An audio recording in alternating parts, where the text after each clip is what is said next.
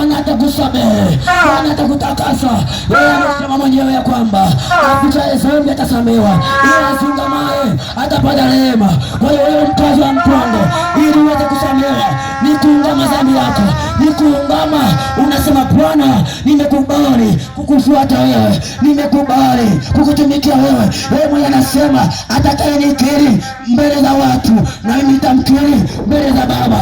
Pia akasema ya kwamba ili mtu aweze kuamini mimi ni kukiri tu kwa kinywa chake ya kwamba Yesu Kristo ni Bwana, atapata kupona. Au na sababu ya kujiuliza, nitatokaje kwenye hali hii? Nitatokaje kwenye giza? Nitatokaje kwenye kiu ya dhambi? Nitatokaje kwenye mateso haya? Nitatokaje kwenye tabu hii? Nitatokaje kwenye shida hii? Tuwafanya yote na kumkiri Bwana Yesu Kristo. Ninamhubiri majira haya, ninamtangaza majira haya, ayanipaka mafuta ili niwahubirie watu habari njema. Ninamhubiri majira haya, wewe mkazi wa Mtwanga, njoo mwamini Yesu, njoo na uzuri, njoo na thamani, njoo na thamani, njoo na thamani. Yawezekana uko mbali au ni thamani, ni kwa sababu uko mbali, ni kwa sababu uko mbali, lakini nakwambia ukisogea ndani ya hema ya Bwana utaona uzuri wa Yesu. Amina.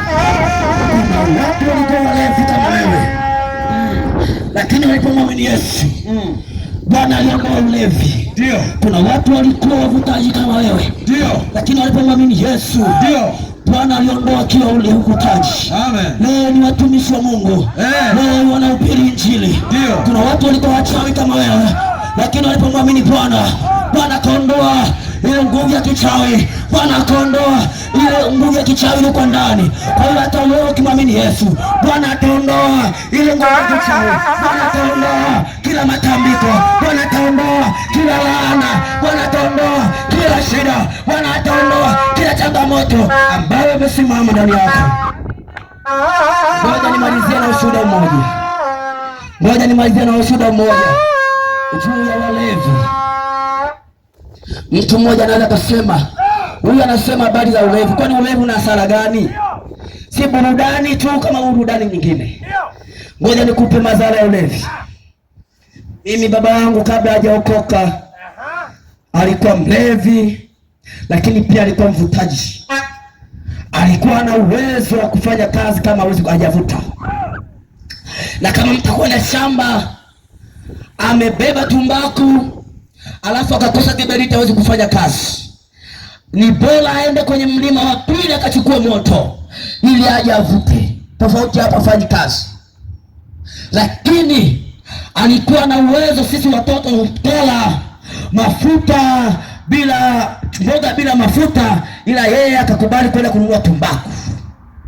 Tuko tayari watoto kula mboga haina chumvi, ila yeye akabana hela ya chumvi akaenda kununua tumbaku. Ukimwambia mzee kwa kuvuta ni vibaya akuamini. Maana anasema ni burudani tu, ni burudani tu. Kumbuka tulikuwa bado wadogo. Tumelima mashamba. Tulilima mashamba ya miogo. Ndio. Tukavuna miogo tukajaza gala. Lile kambi la miogo likajaa kabisa. Tukashuka nyumbani kutoka shambani tukahamia mjini. Ndio. Siku hiyo baba akapanga kwenda kuangalia maendeleo ya kule alipoje shambani. Akawa ameenda, kumbe alipokwenda alibeba tumbaku akaacha kiberiti. Ndio.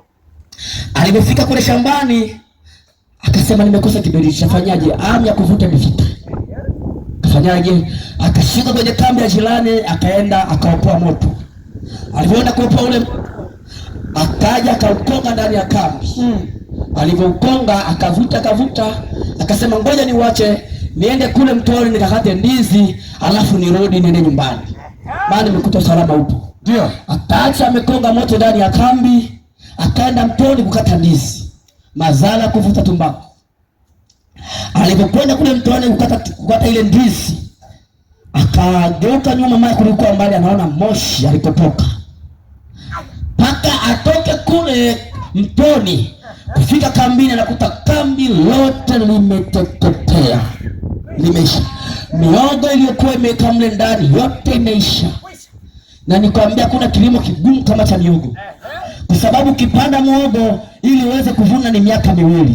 Ndio unategemea kula. Ndio. Pakuta dhambi imeisha, imeteketea yote. Kaanza kuwaza, nikirudi nyumbani nitamwambia nini mke wangu?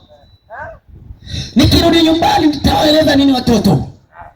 Kwamba ile miogo umeangaikia miaka 2 imeteketea, na tena imeteketea kwa ujinga wangu, kwa kuvuta. Sasa nitafanyaje? Kiu pale pale kuvuta kwana imekata, kaisha kakata pale pale. Ndio anachowaza, nikirudi nyumbani nitaenda kumwambia nini baby?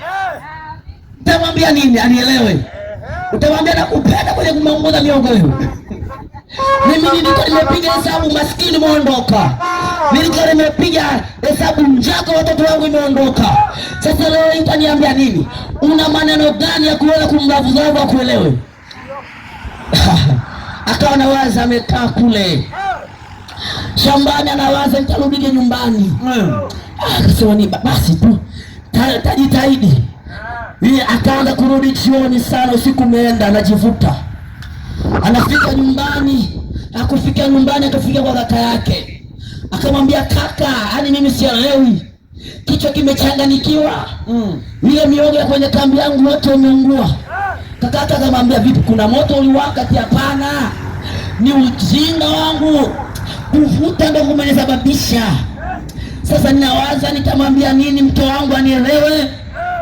Nimepoteza kila kitu, nitafanyaje?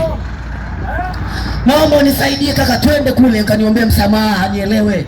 Maana mimi kwa muda huu sina maneno ya kumshawishi.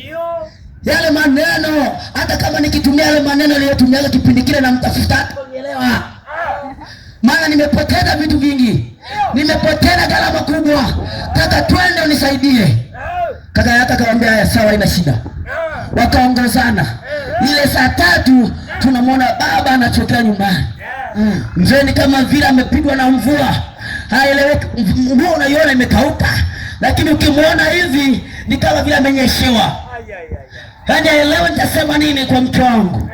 Kaka yake yuko pale, ndio kaka yake akaja kumwambia mama.